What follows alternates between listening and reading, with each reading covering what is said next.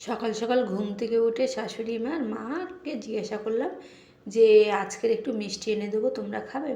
তা শাশুড়ি মা বললেন যে না, মিষ্টি খাবো না, গুড় এনে দাও, একটু গুড় খাবো, গুড় দিয়ে রুটি। মাকে জিজ্ঞাসা করলাম, মাও সেম একই কথা বললো, গুড় দিয়ে রুটি খাবো, অনেক দিন তো হয়ে গেছে, ঠান্ডা পড়েছে, তুমি গুড় আনোনি, একটু গুড় এনে দাও। তো এখানে বাজারে গিয়েছিলাম, বাজারের থেকে একটু গুড় এনেছিলাম, গুড় এনে রুটি দিয়ে খাবে যেহেতু বলেছে বয়স্ক মানুষ।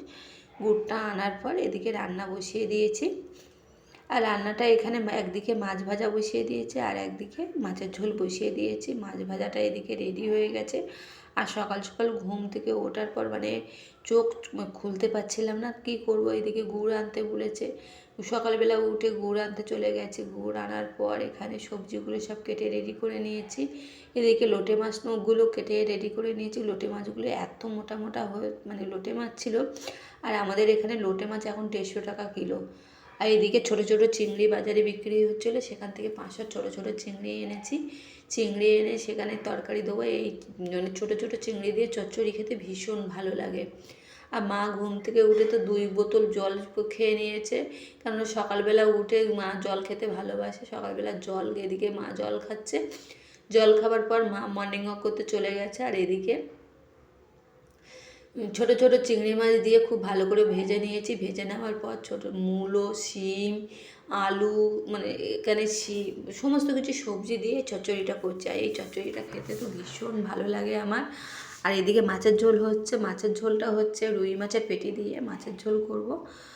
আর এখানে প্রথমে কচুগুলো সেদ্ধ করে নিয়েছিলাম। সেদ্ধ করে নেওয়ার পর তারপরে হালকা ভেজে মশলা দিয়ে মাছগুলো দিয়ে একটু ফুটিয়ে নিয়েছিলাম। আর এদিকে ছেলে তো ওইসব কিছু খাবে না, চচ্চড়িও খাবে না, ঝোলও খেতে চায় না। ছেলের জন্য একটু উচ্ছে কড়া করে ভাজতে হয়, ওর জন্য ছাঁকা তেলটা একটু বেশি পরিমাণে দিয়ে ওর জন্য লবণ আর হলুদ দিয়ে ভেজে দিতে হয়। আর এদিকে চচ্চড়িটা রেডি হয়ে গেছে মোটামুটি। আর এদিকে ছেলের জন্য তো উচ্ছে ভাজা হচ্ছে। ছেলেকে জিজ্ঞাসা করলাম, বাবা তোমার জন্য আমি আজকে ডাল করবো না, তুমি কি ডাল খাবে? ছেলে বললো, মা ডাল করলে তো খুবই ভালো, আর যেহেতু উচ্ছে ভাজা করছো আমি উচ্ছে ভাজা দিয়ে খেয়ে নেবো, তুমি আর ডাল করো না, উচ্ছে ভাজা আর মাছ ভাজা দিয়ে খেয়ে নেবো।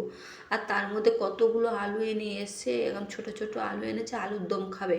ছোটো ছোটো আলুগুলো আগের দিন রাতে সেদ্ধ করে রেখেছিলাম, আর সকালবেলা উঠে আমি ছাড়িয়ে নিচ্ছি। আর এদিকে চচ্চড়িটা রেডি হয়ে গেছে, চচ্চড়িটা নামিয়ে নিলাম।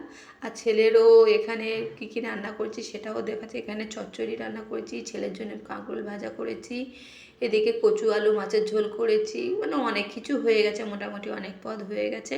তার মধ্যে আলুর দমটা এখানে কষাচ্ছি। আলুর দম দিয়ে তো রুটি দিয়ে খাবে ছেলে আর হাজব্যান্ড। এদিকে শাশুড়ি আর মা তো গুড় দিয়ে খাবে। আর গুড়টা আমি এখানে খুলে দেখছিলাম যে কেমন হয়েছে গুড়টা। গুড়টা খুলতে পারছিলাম না প্রথমে কৌটোতে। আর এখানে গুড়টা কিনেছি 200 টাকা কিলো, এখানে 100 টাকার এই গুড়টা নিয়েছে। আর যেহেতু 180 টাকায় বিক্রি হচ্ছিলো, যেহেতু আমি এখান থেকে বাড়ি থেকে কিছু নিয়ে যাইনি, ওই জন্য কৌটোটার জন্য 20 টাকা নিয়ে নিচ্ছে। বলে 500, যেহেতু এখানে 500 যেহেতু 10 টাকা বেশি নিয়েছে। আর এখানে গুড়টা ঢেলে আমি এইভাবে শুকে দেখছিলাম, খুব সুন্দর গন্ধ বেরোচ্ছে। আর গুড়টা ভীষণ